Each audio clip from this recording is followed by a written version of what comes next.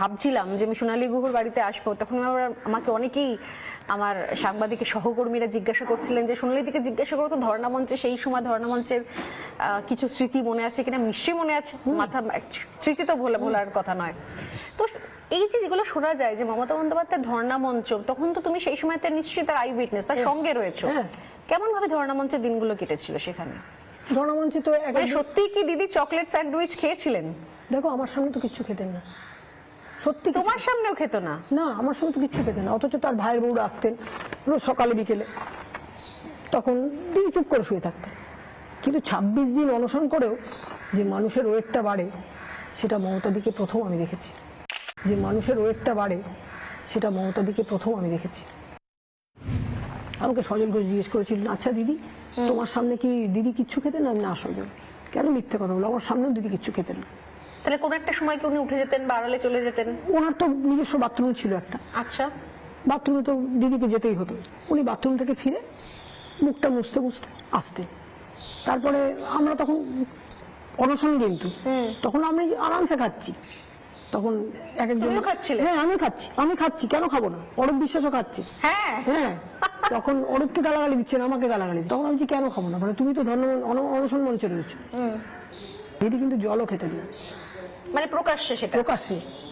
কিন্তু ওই একটা মানে গ্রে এরিয়া ছিল, যেটা তোমরা বলছো যে যখন উনি টয়লেটে যাওয়ার জন্য উঠতেন তারপর মনে হতো কি যেন উনি মুখ মুছতে মুছতে আসছেন। হ্যাঁ, মুখটা এরকম করে সাপটা, উফ কি গরম। তখন কিন্তু গরমই না, তখন শীতকাল। আর মমতা দিদি যেদিন অনশন উদ্যোগ করলেন তখন রাজ্যপাল ছিলেন গোপাল কৃষ্ণ গান্ধী। তখন হ্যাপি নিউ ইয়ার। তখন রাজ্যপাল আমাকে বলছেন যে Sonali, everybody say to another happy new year, but I can not say you happy new year. তখন আমি বললাম হিজ এক্সেলেন্সি, ভয়েস রাজ্যপালকে হিজ এক্সেলেন্সি। তখন বললেন বিকজ মমতাজি স্টারভিং, মানে মমতাজি উপোস করেছে। তারপরে এসেই আমি দেখলাম আমার শাশুড়ি প্রয়াত হলেন। আমি সেই খবরটা দিতে গেছি মমতাদি। তখন আমি বলছি লতা, মানে ওনার ভাইয়ের বউকে, লতা জানিস তো কালকে রাত্রে আমার শাশুড়ি মা মারা গেছে। লতা বলছিলেন দিদি আজকে তাই বলছে যে তোকে না দিদি খুব মুখ করেছে রাত্রেবেলা, মানে দিনে। তখন আমি দিদিকে যেটা বলতে গেলাম, দিদি বললো আমি না, আমাকে দিদি ভালোবেসে মুটি বলে রাখতেন, আমি তো মোটা। তখন মোটা ছিলে? আমি এখনো শরীর ভেঙে গেছে। তখন আমি এখনো মোটা, কিন্তু দিদি আমাকে বলতেন যে তোকে আমি মুটি বলি, তুই কিছু মনে করিস না? না দিদি, আমি তো মোটা, তাই আমাকে মুটি বল। আমার বাবা মা একটু অল্প দিনের ব্যবধানে মারা গেলেন বলে আমার বাবা মার বাৎসরিকটা আমরা পুরীতে করবো ভাবলাম। এটা 2006 সাল, 2006 যখন উনি অনশন করছেন। হঠাৎ দেখি একটা মেয়ে, তার নাম আমানি নামে, সোনালী দত্ত, কিন্তু সে গুঁড়ো না। সে ন্যাকামি করতে করতে তখন সঙ্গে একটা ক্যামেরা ঘুরছে, মানে ও ক্যামেরা নিয়ে এসছে। তখন সে বলছে সোনালী গুঁড়ো কে আছি, উড়িয়া ভাষায়। তখন আমি তিন ভাষা বললাম, কেন আমি হচ্ছি? তখন বললেন মমতা ব্যানার্জি অনশনে, আর তুমি এখানে কাপড় কিনেছো? তখন আমি বললাম আমি একটাই করতে পারি, তোমার ক্যামেরাটা ভেঙে দিতে পারি।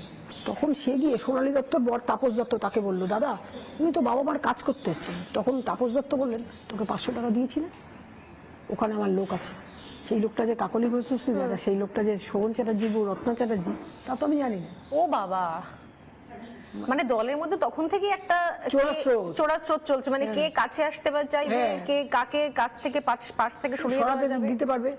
আমি এসে দিদির সঙ্গে দেখা করতে গেলাম, দিদি কিন্তু সব জানেন, দিদি আমার সঙ্গে কথাই বললেন। আচ্ছা, সেই সময় থেকে শুরু করে, মানে এই কাকলি ঘোষ দস্তিদারের কথা বললে তুমি দিদি, তার পাশাপাশি এখনো বর্তমানে যারা যারা আশপাশে রয়েছে, মালা রায় হোক, চন্দ্রিমা ভট্টাচার্য এখন তো প্রায় ডান হাত, তো এরা কি করে তাহলে দিদির কাছের পরিসরে রয়ে গেল? তুমি হাসছো চন্দ্রিমা ভট্টাচার্যের কথা শুনে। হ্যাঁ, সোনালী গুহ কি করে ডিলিট হয়ে গেল, চন্দ্রিমা ভট্টাচার্য কি করে ডান হাত হয়ে গেল? মানে এটা তো সবাই ভেবেছিল যে চন্দ্রিমাদি যেদিন জানতে পারবে যে দিদি কত জালি, সেদিন চন্দ্রিমাদিও সরে যাবে। মানে কি এখনো জানতে পারছি না, পারেনি বোধহয়। মালারাও জানতে পেরেছে। দিদি বললেন সোনালী তুই তো বুদ্ধবাবুর সঙ্গে প্রেম করিস। ছি দিদি, এটা বলেছেন? হ্যাঁ, ছি দিদি, এভাবে বলো না। বুদ্ধবাবু লিডার অফ দ্য হাউস, তাকে তো আমার স্যার বলতেই হবে, সম্মান করতেই হবে। না, বুদ্ধবাবু আসলে, বুদ্ধবাবু তখন যেতেন হাউসে। মানে উনি এটা পছন্দ করতেন না, মানে বুদ্ধবাবুকে কেউ মানে সম্মান দিয়ে কথা বলুক, এটাকে উনি পছন্দ করতেন না। কিন্তু তাকে তো বেসিক একটা সম্মান তো দিতেই হবে। বুদ্ধবাবু আসলে একটু সেজে গুজে যাস, দেখো দিদি আমি তো তোমার কাছে সেজে গুজে আসি, আমার বই গেছে তোর সঙ্গে প্রেম করতে, দিদি প্রেম বলতে পারেনি, রফলা উচ্চারণ করতে পারে। তখন আমি বললাম ঠিক আছে, তুমি আমার সাথে প্রেম না করো, তুমি আমি যে আসছি সেটাকে তো স্বীকৃতি দেবে। দিদি তারপরে আমাকেই মুছে দিলেন। অভিষেক একবার দিদিকে বলে প্রোগ্রামে, তখন রাত্রে থাকতে হতো, আমার সাতগাছিয়া কেন্দ্র ছিল। অভিষেক আমাকে বললো, সোনালি বিচি তুমি কি রাত্রে থাকছো না? আমি বললাম, না রে বাবু, আমার তখন বাচ্চাটা ছোট। অভিষেক তখন বললো আমাকে, তাহলে তুমি রেস্ট নাও। আমার দুজন সিকিউরিটি ছিল, একজন হিন্দু একজন মুসলমান। আমি কাঁদতে কাঁদতে মুসলমান সিকিউরিটির কাছে এলাম।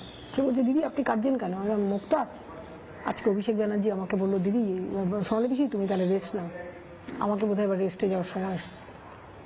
কিন্তু অভিষেক আমাকে রেস্টে পাঠায়নি, আমাকে রেস্টে পাঠিয়েছেন দিদি।